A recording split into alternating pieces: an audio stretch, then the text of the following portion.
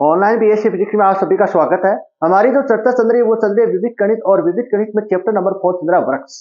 और इसमें आप नेक्स्ट एडिंग लगाओ परिभाषा, जनक वृक्ष क्या होता है, जनक वृक्ष क्या होता है, नेक्स्ट एडिंग लगाओ आप। और इसमें इसकी जो परिभाषा है वो किस प्रकार से बनेगी, ध्यान से सुनना। माना कि जी एक क्या है, संबंध ग्राफ है। हमारे पास जी एक क्या है, ग्राफ है जो कैसा है, संबंध ग्राफ है, मतलब बंद है। ये कंप्लीट आपको ये जो ग्राफ नजर आ रहा है ये कैसा ग्राफ नजर आ रहा है, आपको संबंध ग्राफ नजर आ रहा है, मतलब ये क्या है, बंद है। आगे ध्यान से सुनो। तो संबंध ग्राफ का तब संबंध ग्राफ का उपग्राफ क्या है, टी है। ये आपको नजर आ रहा है, संबंध ग्राफ का उपग्राफ क्या है, टी है। उपग्राफ का मतलब क्या होता है, ध्यान से सुनना। उपग्राफ टी, टी से लिखते हैं उपग्राफ। अब ध्यान से सुनो, हमारे पास क्या है, कोई एक ये ग्राफ है और इसमें शीर्ष है V1, V2, V3 और V4। और इसका मैं क्या बनाना चाहता हूं, उपग्राफ बनाना चाहता हूं। तो इस प्रकार से बनेगा, मतलब इनके जितने भी जो शीर्ष होंगे वो इसमें होंगे, इसके जितने भी जो शीर्ष है वो इसमें होंगे। जरूरी नहीं है इसके बराबर हो सकती, इससे कम भी हो सकते हैं, लेकिन जितने भी ये इसमें जो शीर्ष होंगे वो इसमें विद्यमान होंगे। तब ये शीर्ष क्या कहलाएगा, तब ये शीर्ष क्या कहलाएगा, इस ग्राफ का, तब ये जो ग्राफ बनेगा ये ग्राफ क्या कहलाएगा, इस ग्राफ का क्या कहलाता है, उपग्राफ कहलाता है। तो यहाँ पर आपको ध्यान से सुनना, यहाँ पर V1 शीर्ष है तो यहाँ पर V1 है, और इसमें V2 शीर्ष है तो सर इसमें V2 शीर्ष है, सर इसमें V3 शीर्ष है तो सर इसमें V3 है, सर इसमें भी V4 शीर्ष है तो इसमें भी V4 शीर्ष है। क्या ये जो ग्राफ आपको नजर आ रहा है, क्या ये इसमें जितने भी जो शीर्ष है वो क्या इसमें मिल रहे, बिल्कुल सर मिल रहे। तो ये ग्राफ क्या कहलाएगा, इस ग्राफ का ये क्या कहलाएगा, उपग्राफ कहलाएगा। और ये आपको जो उपग्राफ है ये आपको कैसा नजर आ रहा है, ये आपको ध्यान में रखना है। क्या इस उपग्राफ में आपको लूप नजर आ रही है, सर नजर नहीं आ रही है। क्या इस ग्राफ में आपको क्या नजर, उपग्राफ में आपको समांतर कोण नजर आ रही है, बिल्कुल सर नहीं आ रही है। क्या आपको ये ग्राफ है वो इस प्रकार से बन नजर आ रहा है, बिल्कुल नहीं आ रहा है। तो ये ग्राफ कैसा होगा, वृक्ष होगा। कैसा होगा, वृक्ष होगा। अगली आप लाइन ध्यान से सुनना, अगली लाइन ध्यान से।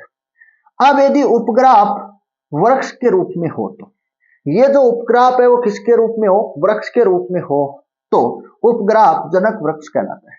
उपग्राफ क्या कहलाता है, जनक वृक्ष कहलाता है। इंपॉर्टेंट परिभाषा है, ध्यान से सुनना, ध्यान से इसको पढ़नी है, केवल 2 लाइन में, केवल 2 लाइन में। अगला आता है बारित उपग्राफ में जनक वृक्ष। बारित उपग्राफ, बारित ग्राफ में जनक वृक्ष, बारित ग्राफ में जनक वृक्ष अगली हेडिंग आती है, ये भी इंपॉर्टेंट है।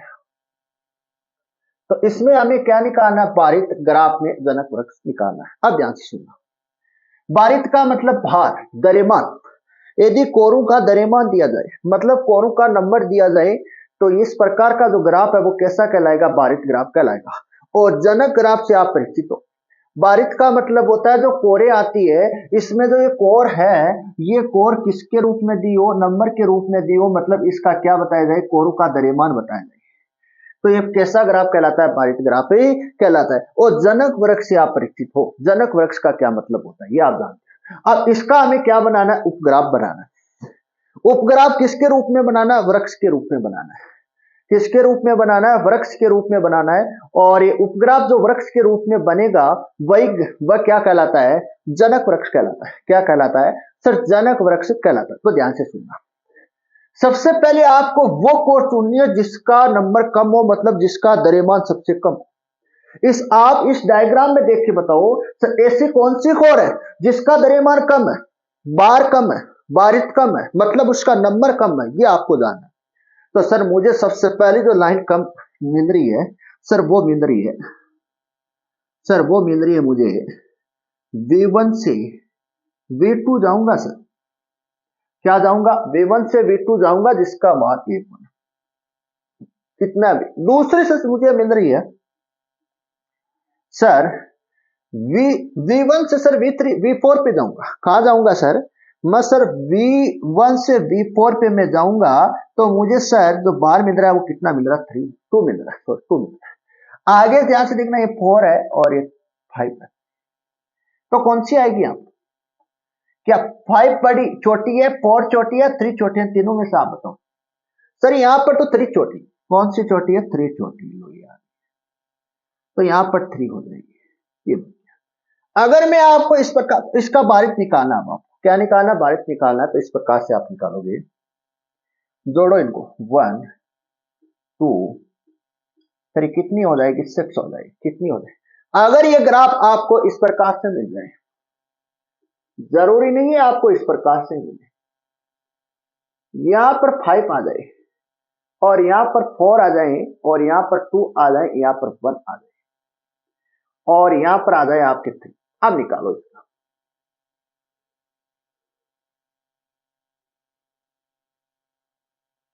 अब निकालो आप। अब ध्यान से सुनना, V1 से आपको स्टार्ट करना है सर। पहला आपका है सर V1 से 1 मिल रही है, फिर आपको सर 2 मिल रही है, V4 पर जाने पर क्या मिल रही है सर, 2 मिल रही है। और ध्यान से देखो, फिर आपको क्या मिल रही है, 2 1 और 2 और सर 5 बड़ी है, 4 4। अब आपको लेना 3 और है, 5 4 3, कौन सी है सर 4, कौन सी है सर 3 है, कौन सी है सर 3 है, ये आपकी 3 हो जाएगी। अब अगर आप 4 लेते हो, ध्यान से सुनो, अब अगर 4 लेते हो ना, तो ये बन जाएगा। आपको वृक्ष के रूप में बनाना है, किसके रूप में बनाना है, वृक्ष के रूप में बनाना है। जनक वृक्ष आपको किसके रूप में बनाना है, वृक्ष के रूप में बनाना है, ये आपको ध्यान में रखना है। तो जोड़ो इसका टोटल सर, इनका टोटल 1 2 सर 3, कितना हो जाएगा सर, 6 हो जाएगा। क्या मान बराबर आ रहा है, बिल्कुल से बराबर आ रहा है। अब मैं आपको एक एग्जांपल कराता हूं जो आपके बुक में दे रखा है और कई बार आपके एग्जाम में आया हुआ है, कई बार आपके एग्जाम में आया हुआ है।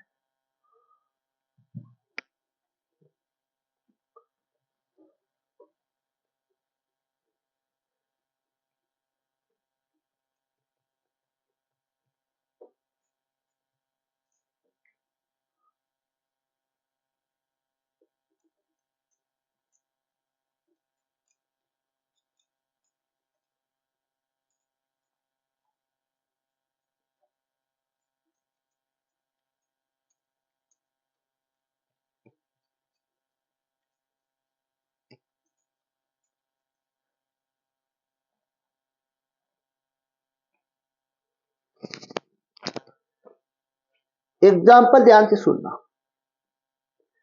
बारिश ग्राफ का है, बारिश ग्राफ का आपका एग्जाम्पल है, वेरी वेरी इंपॉर्टेंट है, ये आपको ध्यान में रखना है, कई बार एग्जाम में आया हुआ है।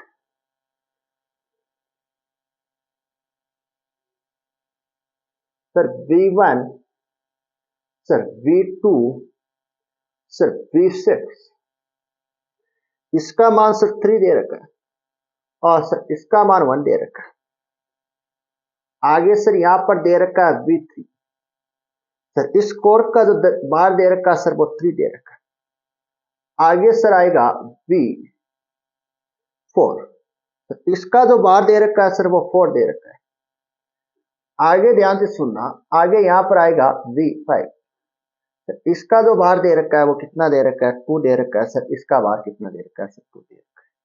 और ये आपको V1 और V4 को मिलाने वाली जो कोर है, इसका आपका जो बार दे रखा है वो 1 दे रखा है। कितना दे रखा है सर, 1 दे रखा है। और ध्यान से सुनना, और आगे है V1 से V3 मिलाने वाली कोर है, इसका जो बार दे रखा है सर वो कितना दे रखा है, 3 दे रखा है। कितना दे रखा है, 3। और V1 से V5 पे मिलाने वाली जो कोर है वो है, इसका जो कोर का जो मान दे रखा है सर 4 दे रखा है। कितना दे रखा है सर, 4 दे रखा है।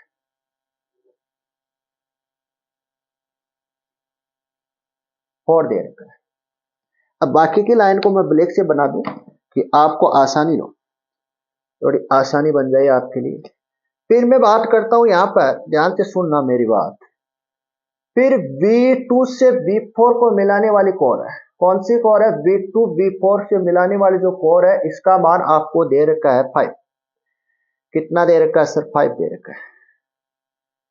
और सर आपको V3 और V6 को मिलाने वाली कोर का मान सर आपको दे रखा है 4। और आपको इसका क्या निकालना है, जनक वृक्ष निकालना है। ये बारिश ग्राफ है, बारिश ग्राफ का आपको क्या निकालना है सर, जनक वृक्ष निकालना है। तो सबसे पहले आपको क्या करना है, V1 देखना है। सर देख लिया V1, सर V1 में मिनिमम पार वाली संख्या देखनी है, मिनिमम द्रव्यमान या मिनिमम संख्या देखनी है, मतलब मिनिमम बारिश देखना है। सर यहां पर मिनिमम एक है, बिल्कुल सर एक है। V6 पर V1 और V6 से मध्य की जो कोर का जो बार दे रखा वो, और सर यहां पर V4 और V1 और V4 की जो मध्य की जो कोर है सर, इसका भी जो मान है वो कितना है सर 4। लो भैया ये लो, यहां तक आपको कोई प्रॉब्लम नहीं होनी चाहिए। और सर आप चेक करो सर, इसका मान तो 3 है, इसके इससे कम कोई मान है क्या सर? बिल्कुल है सर, 2 है। क्या है सर? 2 आ रहा है इससे पहले। लो भाई, इससे पहले जो मान आ रहा है वो कौन सा आ रहा है? 2 आ रहा है। यहां पर सर आपने 3 क्यों नहीं लिया? सर आपने पहले यहां पर बना देता 3 आ जाता है, लेकिन नहीं, क्यों नहीं? यहां पर 2 कम है, 3 से 2 कम है, ये आप जानते हो। और ये कौन सा बन गया सर? V5 बन गया। अब ध्यान से सुनना मजेदार, सर यहां पर भी तो 2 है, V5 और V4 के मध्य की कोर का मान सर 2 है, बिल्कुल 2 एलो लगा सर, ये लगा दिया सर। ये तो क्या बना दिया आपने? 1 बना दिया। हमें वृक्ष चाहिए, क्या चाहिए? वृक्ष के रूप में चाहिए। किसके रूप में चाहिए सर? वृक्ष के रूप में चाहिए। अब सर वृक्ष के रूप में चाहिए तो इसको आपको हटाना पड़ेगा, बिल्कुल हटाना पड़ेगा, इसको नहीं बना सकते। क्यों नहीं बना सकते? क्योंकि ये कैसा बन जाएगा? बंद बन जाएगा, परिबद्ध बन जाएगा। वृक्ष में क्या नहीं होती है? परिबद्ध नहीं होती है, समांतर कोरे नहीं होती है, लोप नहीं होनी चाहिए। वृक्ष में क्या नहीं होना चाहिए? समांतर कोरे नहीं होनी चाहिए, लोप नहीं होना चाहिए, और वृक्ष नहीं, सॉरी, परिबद्ध नहीं होना चाहिए, बंद नहीं बनना चाहिए, ओपन रहना चाहिए। फिर हम बात करते हैं सर, 2 की कहानी तो खत्म हो गई। इसके बाद हम चलते हैं सर आगे, नेक्स्ट चलते हैं 3। सर ये रहा, लो ये V2 रहा, और सॉरी ये V2 नहीं है, हाँ V2 है, V2 है, ये रहा 3। इसके बाद की सर बात करता हूं, इसके अगले वाली तो सर 3 है, बिल्कुल सर 3 है। लो ये आपकी 3 आ गई, कौन सा है? V3। अब आगे बात करते हैं, 3 की कहानी खत्म हो गई सर। आगे सर ये जो आपकी जो लाइन जा रही है V1 से V3 जा रही है, बिल्कुल सर कोई दिक्कत नहीं है। V1 से V3 की लाइन जा रही है, अगर मैं यहां से मिला दूं इसको, इसको खींच दूं, तो यहां पर एक बंद बन जाता है। क्या बन जाता है? ये ग्राफ है वो बंद में आ जाता है, मतलब परिबंध उत्पन्न हो जाता है इस ग्राफ में। हमें इस ग्राफ में न तो लूप दिखानी है, नहीं तो लूप नजर नहीं आनी चाहिए, समांतर कोर नजर नहीं आनी चाहिए, और परिबद्ध नहीं नजर, खुला आना चाहिए। और आप ध्यान से देखो, और मैं कौन सी लाइन इसके बाद की बात करता हूं सर। V3 वाली तो कहानी खत्म हो गई सर। यहां पर 3 एक था और एक था, ये तो मैं ले नहीं सकता। क्यों नहीं ले सकते? क्योंकि सर ये मैं ले लूंगा तो परिबद्ध बन जाएगा। क्या बन जाएगा सर? परिबद्ध बन जाएगा। परिबद्ध हमको बनाना नहीं है। और सर 4 की कहानी मैं बताता हूं सर। एक तो 4 हमें ये नजर आ रहा है कि V3 और V4 के मध्य जो कोर है वो 4 है, लेकिन इसको बनाएंगे तो ये क्या बन जाएगा? परिबद्ध बन जाएगा। क्या बन जाएगा? परिबद्ध हमें नहीं बनाना, परिबद्ध हमें नहीं बनाना है। आगे कहानी को ध्यान से सुनना। और आपको सर ये 4 हमें ये भी नजर आ रही है सर, ये सीधा ये नजर आ रही है सर, ये तो बंद बन जाएगा, परिबद्ध बन जाता है सर, ये हमें नहीं खींच सकते। हमें वर्क चाहिए, खुला चाहिए। क्या चाहिए? खुला चाहिए, समांतर कोण नहीं चाहिए, और लूप नहीं चाहिए, और परिबद्ध नहीं चाहिए। ये बातों को आपको ध्यान। फिर बात करता हूं मैं सर, 4 की कहानी खत्म हो गई। 4 की सर एक ये रहा, अगर मैं इसको मिला देता हूं, इसको सर यहां पर क्या बन जाता है सर? परिबद्ध बन जाता है। परिबद्ध हमें बनाना नहीं है। क्यों नहीं बनाना है? क्योंकि सर हमें क्या चाहिए? वृक्ष की फॉर्म में चाहिए। इसका जो उपग्राफ चाहिए वो किसकी फॉर्म में चाहिए सर? वृक्ष की फॉर्म में चाहिए। ये आपको ध्यान में रखना है, तभी हम बारित ग्राफ निकाल पाएंगे। आगे ध्यान से सुनना, इसकी कहानी खत्म हो गई। बस V5 की बात करते हैं सर। V5 की एक ही लाइन है, V5 की सर हमें एक ही लाइन नजर आ रही है सर, जो V2 से आएगी और V4 पे मिलना चाहती है। V5 की जो लाइन है वो V2 से V4 की V4 से मिलाने वाली कोर है। अगर मैं इसको खींच दूं तो आपको क्या नजर आएगा सर? हमें नजर आएगा परिबंध। क्या नजर आएगा सर? परिबंध आएगा। परिबंध हमें नहीं चाहिए। क्यों नहीं चाहिए? क्योंकि सर हमें जो उपग्राफ चाहिए वो किसकी फॉर्म में चाहिए सर? वृक्ष की फॉर्म में चाहिए। अगर उपग्राफ वृक्ष की फॉर्म में, तो उसको हम क्या कहते हैं? जनक वृक्ष कहते हैं। क्या कहते हैं? जनक वृक्ष कहते हैं। तो यहां पर ये कहानी क्या हो गई? यहां पर कंप्लीट हुई। अब इसको योग करते हैं।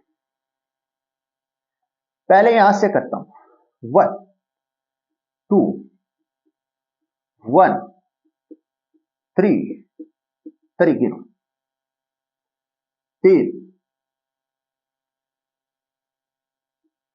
4 4 7 7 और 3 ये लो। इस प्रकार से आपको क्वेश्चन करने, इस प्रकार से आपको क्या करने, क्वेश्चन करने हैं।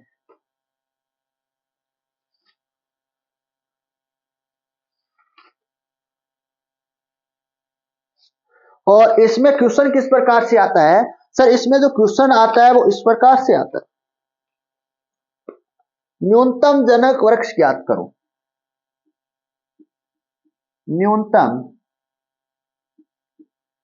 जनक वृक्ष ज्ञात करो। इस प्रकार से क्वेश्चन आएगा। अब मैं एक एग्जांपल आपको दे दूं, आप करना।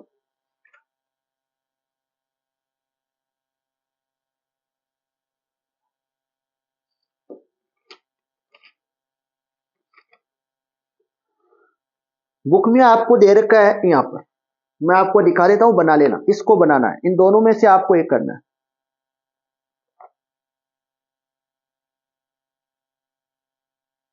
साफ दिखाई नहीं दे रहा है,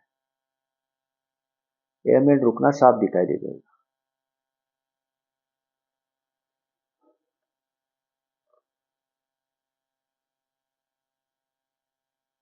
1 मिनट वेट करना, साफ दिखाई दे जाएगा, नहीं फिर बनाना पड़ेगा।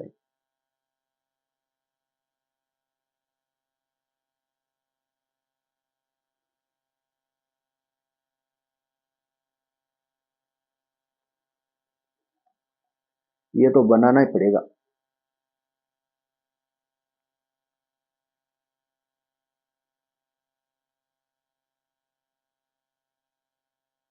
बनाना पड़ेगा, मैं बना देता हूं, आपको करके लेके आना। इसको एक बना देता हूं आपको।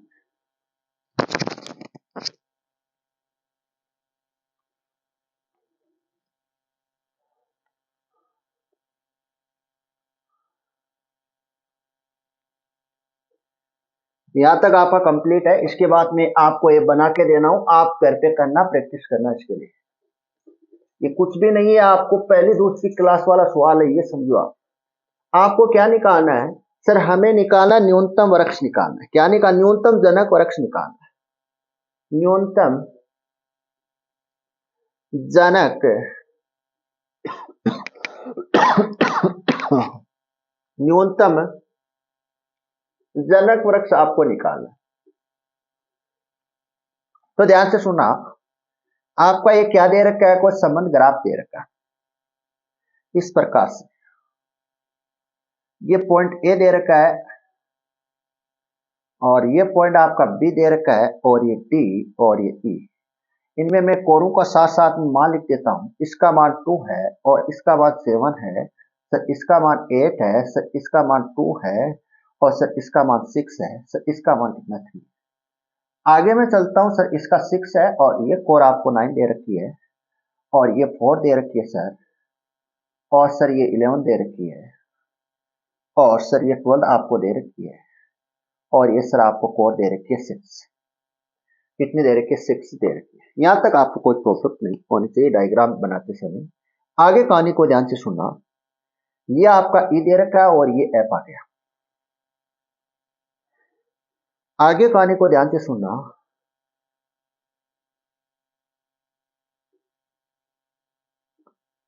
जी दे रखा है, इसमें ये कोड 1 4 दे रखी है, ये कोड 1 0 दे रखी है और ये कोड, ये आपको निकालना है। सारे मान मैंने कोरों का लिख दिया है, ये आपको निकाले। और कुछ इसमें 1 2 पॉइंट और है, वो मैं आपको और एक्सप्लेन कर देता हूं। इसके बाद आपका ये चैप्टर क्या हो जाएगा, कंप्लीट हो जाएगा।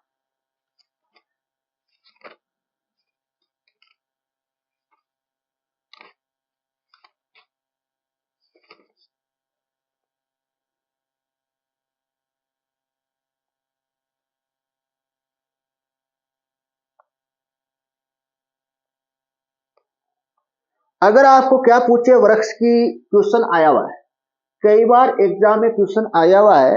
अगर आपको एने लगाने ना, वृक्ष की लंबाई पूछे, आपको क्या पूछे, वृक्ष की लंबाई या द्विचर वृक्ष की लंबाई आपको पूछे, किस प्रकार का क्वेश्चन मानो आप। आपको यदि क्वेश्चन में दिया हुआ हो द्विचर टी है, आपको क्या दिया होगा, कोई द्विचर वृक्ष दिया होगा और इस द्विचर वृक्ष को किससे लिखा जाएगा, टी से लिखा जाएगा। टी में द्विचर वृक्ष में n शीर्ष कितने शीर्ष है? n शीर्ष है। तो क्वेश्चन है, ध्यान से सुनना, इंपॉर्टेंट क्वेश्चन है। n शीर्ष है तो वृक्ष की लंबाई ज्ञात करो। तो वृक्ष की लंबाई ज्ञात करो। तो इसका जो सूत्र है वो मैं आपको लिखा रहा हूं, ध्यान से सुनना। द्विचर वृक्ष की लंबाई आपसे पूछे, किसकी पूछे? द्विचर वृक्ष की आपको लंबाई पूछे। अगर आपको वृक्ष की लंबाई पूछे तो आपको इस प्रकार से निकालनी है। तो इसका एक सीधा शॉर्टकट फॉर्मूला है, ध्यान से सुनना। एस बराबर, एस किससे लिखते हैं? द्विचर ऊंचाई है, मतलब ऊंचाई से लिखते हैं। ऊंचाई को मैंने किससे लिखा है? एस से लिखा है। और log 2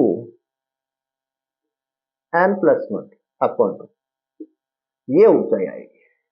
अगर मैं बात करूं, आपको क्वेश्चन में n का मान कितना दिया हो, n का मान आपको दिया हो 3, n का मान कितना दिया हो सर? 3 दिया हो, तो ऊंचाई आएगी द्विचर वृक्ष की ऊंचाई आएगी सर, द्विचर जो वृक्ष की ऊंचाई आएगी log 2 n के स्थान पर 3 रख देना और 1।